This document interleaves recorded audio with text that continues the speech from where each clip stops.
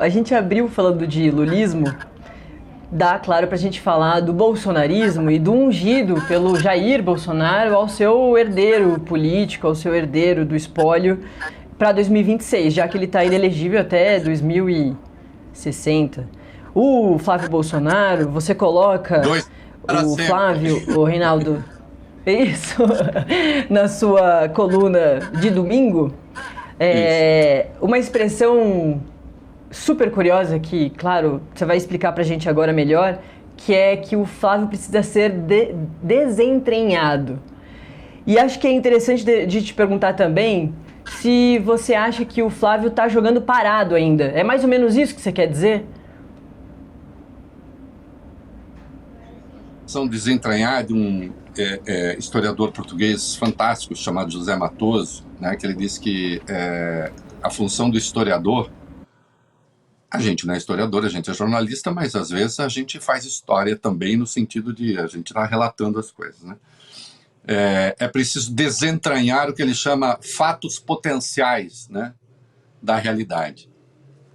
Veja só, quando a gente olha hoje os números, né, eu nem falei deles aqui, mas o Flávio está com 46% das intenções de voto no segundo turno contra o Lula está com 45%, inverteu em relação ao Datafolha de março, que era 46 a 43 para o presidente, 51% desaprova o trabalho do Lula, 45% aprovam.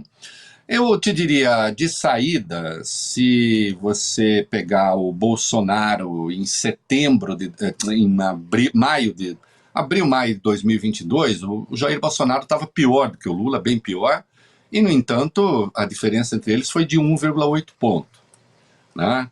Então, não dá para tomar os números de agora como números definitivos. Evidentemente. Ah, não, é uma tendência irreversível. Também não, porque falta, quando eu falo de desentranhar os fatos potenciais, primeira coisa, o que é que o Flávio vai oferecer? Esse debate, o debate da eleição, Natália, eles vão ter de falar de algumas coisas. Previdência, pensa o quê? O que o Flávio quer para a Previdência? O que ele quer para o salário mínimo? Tem uma pista, ele fez um vídeo, daqui a pouco nós vamos ver, atacando o Lula. Tem pistas ali. Quando se discutir jornada de trabalho, vai ser o quê? Então, em primeiro lugar, tem a agenda. Tem uma agenda que ainda não foi debatida. Sim, eu acho que o governo Lula vai ter de mostrar que ele é efetivamente melhor em qualquer campo que se queira do que o governo Bolsonaro. E é mesmo. Não, a comparação não resiste. Ah, mas o eleitor pensa em outras coisas. Eu sei, não estou dizendo que não. Mas vai ter campanha eleitoral. Esse confronto precisa ser feito. E também vai ser preciso, quando eu falo de desentranhar as coisas, é preciso lembrar quem é esse Flávio Bolsonaro. Quem é o Flávio Bolsonaro? O que é que ele pensa da vida? O que é que ele já fez? O que é que ele já falou? Qual é o seu passado? Eu te diria, objetivamente, não resiste a um exame nem superficial.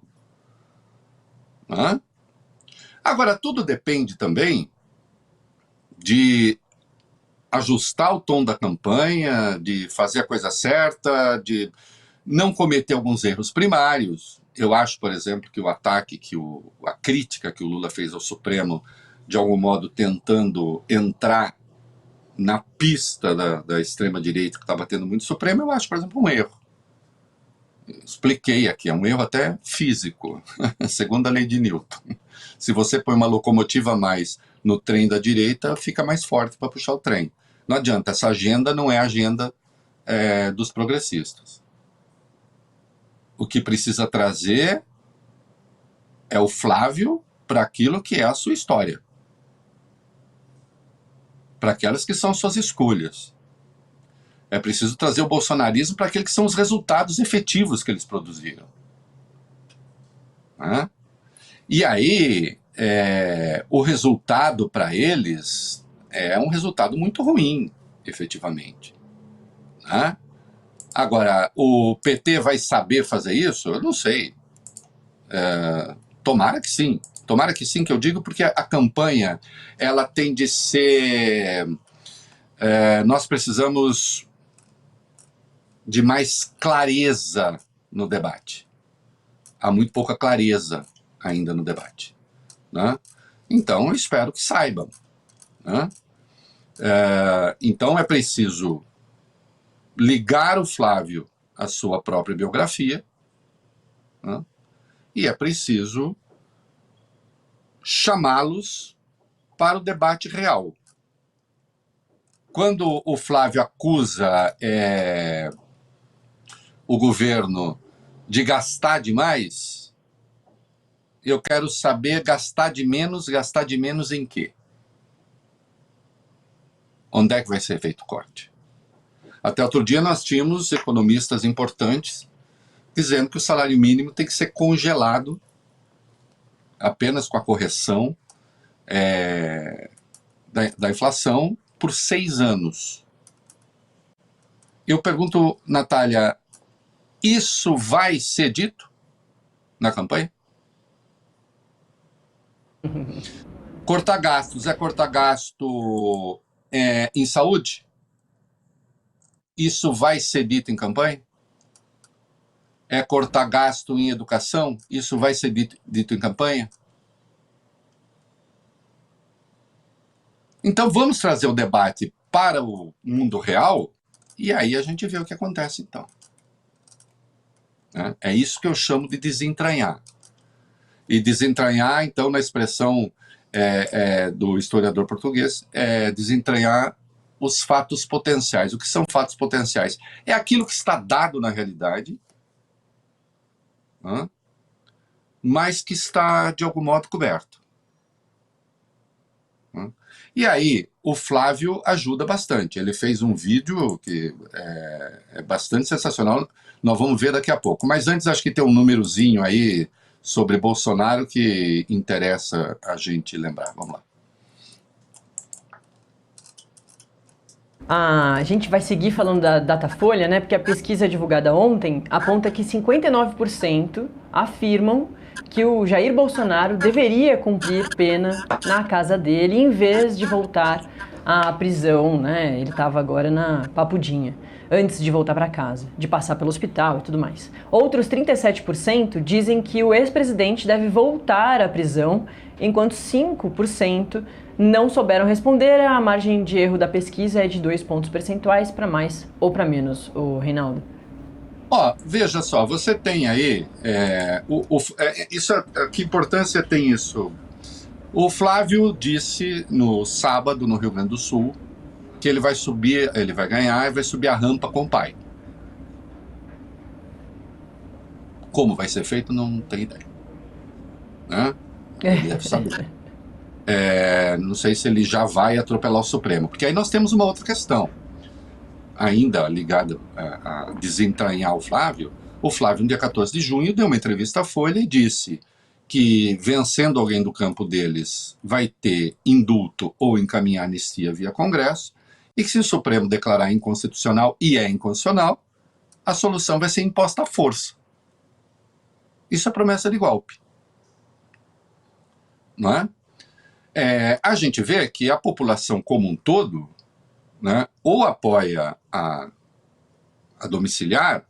Tudo bem, nesse da domiciliar pode ter bolsonarista que fala, bom, melhor ficar em casa do que ficar lá na cadeia, mas ainda tem 37 que é cadeia mesmo, né? Então a ideia da anistia, ela não é uma ideia popular, mas eles estão, né, bastante empenhados nisso, né? Veja que... E vai contra. Isso também vai ser tema. Mas a questão do golpe com o Supremo sendo agora vilipendiado perdeu importância. Não sei. Precisa lembrar. O que essa gente quer? O Flávio vai manter essa questão, essa ameaça? O próprio mercado o próprio mercado fica preocupado com isso, não é? porque isso é promessa de crise permanente, minha querida. Isso, Natasha, não é paz, é guerra. O mercado quer guerra. Ô, Reinaldo, é diferente essa declaração que você destacou do Flávio da declaração que o outro pré-candidato, que está em terceiro aí nas pesquisas, que é o Ronaldo Caiado, ex-governador de Goiás, aqui do Centro-Oeste, né, um representante do Centro-Oeste, falou, e inclusive na semana passada eu entrevistei ele aqui em Metrópolis TV, nosso canal no YouTube, e ele disse que com 1 hora de presidente ele vai anistiar o ex-presidente Jair Bolsonaro, que eu perguntei para ele, falei, governador, como o senhor quer pacificar o país anistiando o ex-presidente Jair Bolsonaro, né? Mas acho que é interessante de colocar aqui que ele fala que depois de presidente ele vai anistiar o ex-presidente Jair Bolsonaro. É bem diferente disso que você está pontuando sobre essas declarações do Flávio Bolsonaro. Quer continuar falando de Flávio Bolsonaro, Reinaldo? Olha, veja, eu não entendi exatamente a diferença, porque os dois, na verdade, falam a mesma coisa, de anistia.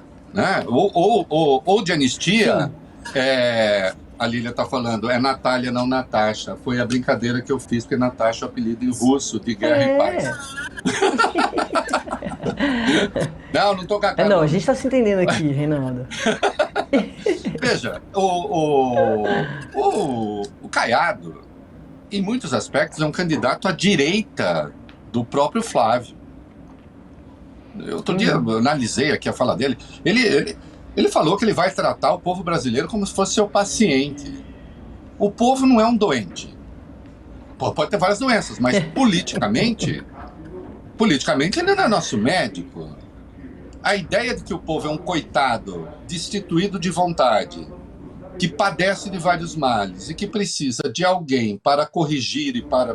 Isso é uma loucura. E quando ele fala em anistia, os dois, na verdade, qual é o problema? Por que o Caiado poderia, quando fala que o Caiado é uma alternativa, uma terceira via, não sei o que, não é nada. Ele é um candidato de direita que está no acostamento, esperando para apoiar Flávio depois no segundo turno, porque ele não vai para o segundo turno. Né? E quando fala que vai dar anistia, e o Supremo? Dane-se o Supremo. Ele pode não ter prometido atropelar o Supremo. Mas o Supremo diria que é inconstitucional, e aí o Caiado faz o quê? Então, quero saber. Né? Então, realmente, né? Agora, a história do Flávio com o vídeo aí, que eu acho que a gente pode ir, é sensacional, porque isso faz parte do trabalho de dizer, afinal de contas, quem são esses caras.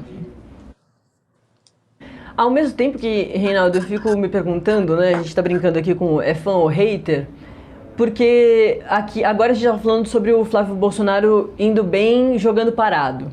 Mas também quando ele se movimenta, ele às vezes faz essas atrapalhadas. E vamos lembrar que antes mesmo dessa que a gente vai falar agora, Flávio, Eduardo, lá atrás, com aquela coisa de domiciliar do ex-presidente Jair Bolsonaro, com superintendência, foram vídeos dos filhos que fizeram com que a situação do Jair Bolsonaro piorasse. Né, a coisa da tornozeleira eletrônica e tudo mais. E aí, dessa vez, falando já de eleições de 2026, o Flávio Bolsonaro postou um vídeo nas redes sociais dele, atribuindo ao governo Lula a culpa pelo índice do endividamento da população brasileira, né? Mais 9 milhões aí que foram acrescidos a essa conta que chama atenção. E aí a equipe do pré-candidato do PL à presidência usou imagens de pessoas buscando comida em um caminhão de lixo, tá? Para ilustrar essa situação toda. O problema, Reinaldo, é que eles pegaram um registro de 2021. E o pai dele foi presidente do Brasil de 19 até 22. Então é uma imagem do governo de Jair Bolsonaro e a gente vai ver agora. A crise é grave. Metade da população adulta no Brasil está com o nome sujo na praça. Isso não é pouca coisa. É uma âncora, um peso absurdo na vida de mais de 80 milhões de pessoas. É algo que vai muito além de atrapalhar o João Maria a financiar um carro, comprar uma geladeira nova ou fazer uma viagem com a família. Para uma parcela gigante desses 80 milhões de brasileiros, isso representa comer menos. Significa panela vazia. E quase 20% desses brasileiros não está conseguindo pagar nem as contas de água e luz. E aí vem a imagem das pessoas, caminhão de osso, noticiado por este Metrópolis, né? Entre outros veículos de imprensa, né? Uma imagem de Cuiabá, 16 de julho de 2021. Quando eu falo desentranhar o Flávio da sua própria história, trabalhar os fatos potenciais, né? Vamos lá, em 2022 o país estava com 33 milhões de pessoas em situação de fome grave. Os índices maravilhosos do Jair Bolsonaro, isso é 15,5% da população brasileira. Né? Dados do segundo inquérito nacional sobre insegurança alimentar no contexto de pandemia, da Rede Brasileira de Pesquisa em Soberania e Segurança Alimentar e Nutricional. Dados sérios, não é coisa de piadinha. Não é? É um retrocesso histórico no país. Não é? E aí, o Brasil, goste-se ou não, o Lula tirou o país do mapa da fome da ONU pela segunda vez, a primeira vez em 2014 e a segunda vez em 2025.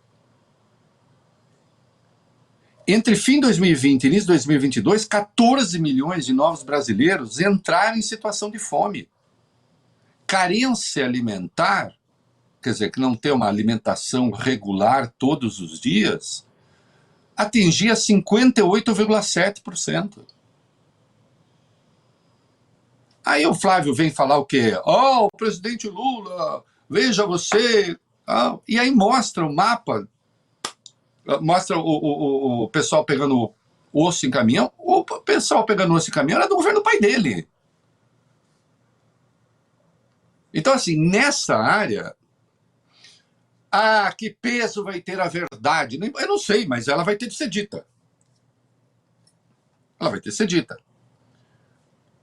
É claro que o Flávio está navegando, desde que o pai o escolheu o candidato em dezembro, ele está navegando numa onda de boas notícias ali no campo dele. O governo está sendo escrutinado todos os dias. Né? Até observei no meu texto de ontem, dá-se mais destaque a erros do que acertos, isso é evidente, basta ver, quando fala assim, você recebe mais notícia negativa por ser mais negativa, e às vezes acertos são considerados erros. Outro dia eu li uma porrada nessa história do governo tentando baixar o preço da gasolina, do diesel, que eu não entendi o que a pessoa quer. Que é o quê? Tem que deixar? Não pode... O Trump faz as suas maluquices e se paga o preço por aqui sem fazer nada? Mas o que foi que Bolsonaro fez, por exemplo? Aliás, ali sim, com uma intervenção fora do teto de gastos, a do governo não. A do governo, as intervenções até agora, do ponto de vista fiscal, são neutras. E há mentiras que são cabeludas. Esse vídeo do Flávio tem um segundo trecho em que ele fala das bets, acusando o governo Lula de vinculação com as bets. Vamos ouvir, porque eu quero lembrar a obra do PL no caso das bets. Ora, bolas. Vamos desentranhar os fatos, né? Além dos juros altos, o governo do PT deu mais uma punhalada nas costas de milhões de brasileiros. Um apagar das luzes quando ninguém estava prestando atenção. No dia 29 de dezembro de 2023, quase na virada do ano, o Lula sancionou a lei número 14.790, a chamada Lei das Bets. Ela regulamentou os sites de aposta no Brasil. O resultado tá aí. Um monte de gente se iludindo, achando que vai ganhar dinheiro apostando, gastando até o que não tem e no final perde tudo e ainda fica endividado. Lula criou o problema e fica fazendo discurso vazio sem apontar a solução. Rinaldo, será que dá tempo ainda da gente falar só um restinho? Boa. Natália, deixa eu só lembrar uma coisa aqui. Quer terminar de falar de Flávio pra gente ir pra internacional disso? ontem, o relator do projeto antifacção, Guilherme Derrite, do PL, tirou a taxação das bets do projeto. O PL foi majoritariamente contrário à taxação das bets. Do que esse cara está falando? Então, é preciso, né, será preciso ligar cada um à sua obra. Esse é o ponto. Tá?